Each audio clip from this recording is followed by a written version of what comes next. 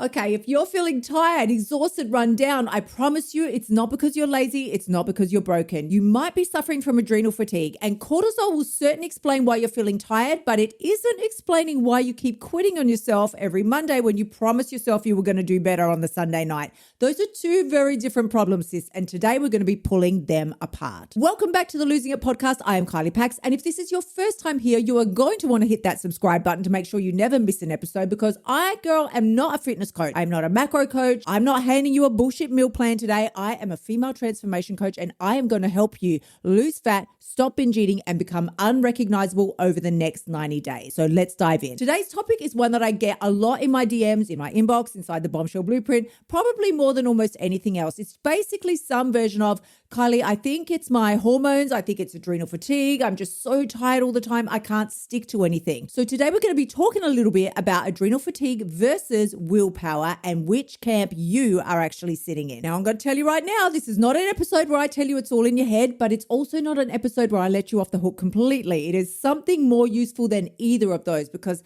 half the internet's going to tell you it's all about your hormones, so just stop blaming yourself. The other half is going to tell you it's your excuses and you need to be more disciplined. And both of those are very fucking lazy answers. And you know we don't do lazy around here. By the end of this episode, you can have an actual framework, a set of questions that you can run anytime you start feeling yourself is like you're about to spiral. And that's going to tell you the difference between whether you are in a low capacity day or whether your old ass excuses are running your life again. Now, first up, if you're in your late 30s, 40s, in perimenopause, dealing with disrupted sleep, a nervous system that's been running hot for a decade, your cortisol can genuinely be dysregulated. That is very real. When that shows up, it's going to feel like energy crashes in the afternoon. You get the cravings for sugar and carbs. And if they feel so involuntary, it almost used to drive me crazy. I always said, I feel like chocolate has a Wi-Fi connection to my brain. You know, when you're feeling wired but tired, that kind of exhausted but unable to switch off, you know what it's like. Basically, you have a very hard fucking time regulating your emotions, way harder than it was 10 years ago. And if that's you,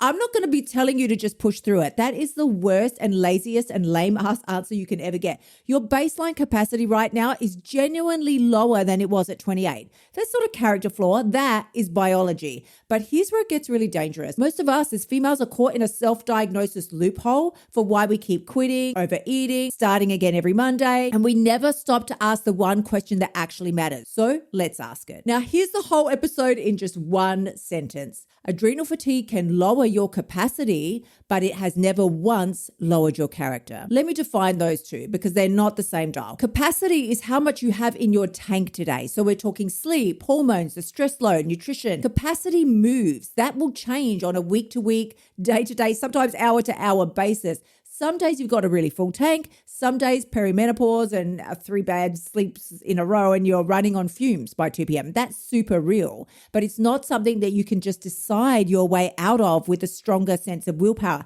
Whereas character is whether you keep your promises that you made to yourself at whatever level your tank is actually allowing that day. So again, this is what I mean when I say adrenal fatigue can lower your capacity, but it cannot lower your character. Most women aren't failing because their capacity dropped. They fail because they took a low capacity day and then thought that was proof of the bigger image. Oh, well, I always do this. I have no self-control. What's the point? The fatigue is real, but the story is where you reinforce your results and you probably didn't even realize that you were doing it. So here's the identity piece, because you know your girl can't do an episode without it. The question that I ask constantly is, who am I becoming? That question doesn't take a day off just because you're fucking tired. No, the woman that you're building isn't only built on your best and highest energy days. In fact, like if I'm going to be super really transparent about it, she's probably built more on the low capacity days than she is on your high capacity days, because that's where evidence actually counts. Like a trained monkey can follow a plan when they feel amazing, but following through on a regular ass Tuesday when you're tired and you're on your 8th cup of coffee, that's really hard. That's where things get difficult, but it's also where things count. So here's what I want you to actually do with this. The next time you feel that pull of like, okay, I'm just going to write today off, it's too hard, that tired but wired 4 p.m. spiral, run these 3 questions before you do anything else. The first one is, would I feel this exact impulse if I had slept really well last night, at least a solid 8 hours, and my week up to this point wasn't a complete friggin' disaster? Would I feel the same way? And you've got to be super transparent and honest with yourself here. Because if the answer is yes, then you know full well you'd probably still be reaching for the chocolate or the cake, cookies, pizza, ice cream, even on a good week, on 8 hours of sleep. That's not fatigue. That's the shitty habits that you haven't wiped out yet. But if the honest answer is no, like genuinely no, then you're going to want to ask the second question, which is, am I adjusting my standards or am I abandoning them? You know, my number one rule is never go to zero. So adjusting looks like, okay, I'm too depleted for this workout, but I'm still going to do a 15-minute version and I'm going to hit my steps and I'm going to be hitting my protein target tonight. Whereas abandoning looks like, yeah, I'm really tired, so I'm just going to order Uber and today just doesn't count. Okay. One of those is a plan that you can sort of resize to fit your real capacity, and the other one is your mood being a bitch and sabotaging your results. Now, the third question that you're going to want to ask is, what would the woman I'm becoming do with this exact amount of energy that I have access to today? I'm not talking about the version of you with unlimited energy. She's not here right now. She's taken a hiatus. We don't know where she is. Tell me, if you can find her, please send her back to me. So I'm not talking that version of you in the future on a great week. I'm talking the version of you in the future, but she has the same amount of energy that you have today. She's working with exactly what you've got to work with. This question is the one that's going to kill that all or nothing trap, because it's not asking you if you had full capacity and you could totally be consistent, what would you be doing?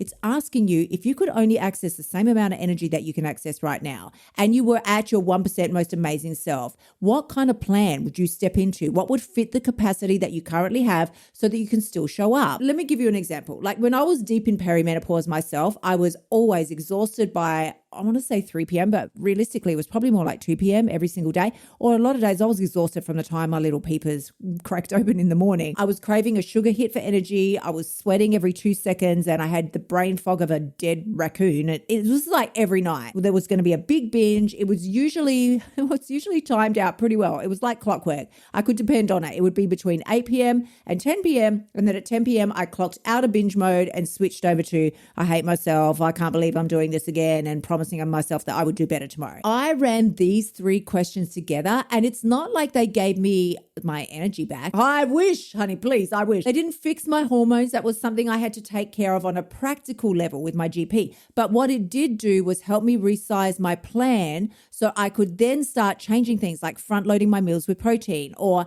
making sure I had really simple dinners ready instead of I'm going to cook a healthy meal from scratch. Like I didn't have the freaking energy to do that shit. I didn't even have the energy to do the shopping for the healthy meal, let alone cook the stupid healthy meal. I also did things like switching out the old gym sessions that I used to do for simply walking. That's what I changed. I also fully adjusted my nighttime routine. So it was lights out by sort of 9:30 instead of doom scrolling till midnight.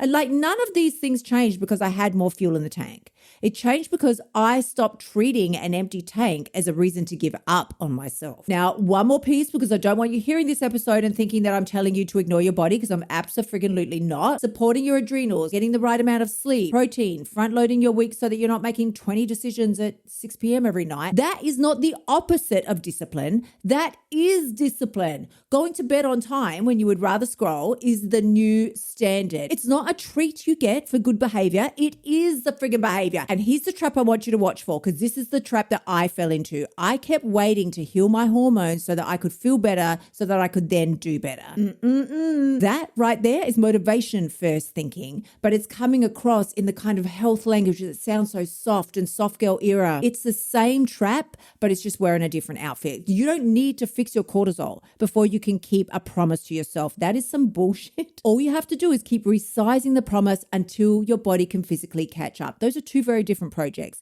and only one of them is available to you starting today. Thank you so much for joining me here today. And as always, if you're loving what you're hearing and you want to hear more, please remember to hit that subscribe button, because the only person who has the power to change your life is you. The next time you feel that dip, that wired but tired kind of, okay, I'm just going to reach for the snackies one more time and I'll write today off. When you feel that, I want you to ask yourself one question. You only have to ask one. Is this my capacity talking, Or am I falling victim again to lowering my standards and thinking delusionally that there's a better version of me that's going to show up tomorrow? Because girl, you already know the answer. You've always known the answer. The question was never whether you are too tired. The question is, what are you going to do with the energy and the focus that you've actually got? If you want help applying this, not just hearing it once, but running it week to week with the support behind you, that's exactly what we do inside of the Bombshell Blueprint. The link is in the show notes. I'm sending you tremendous amounts of love. I can't wait to see you again next week. Until then, gorgeous ones, bye for now. Thank you so much for tuning in. Remember to shimmy your butt over to kyliepax.com and join me inside of the Bombshell Blueprint so you can stop emotional eating and start losing your weight now. You'll also find helpful notes and resources inside my past podcasts that will help you lose your weight without losing your sanity. I will see you next week.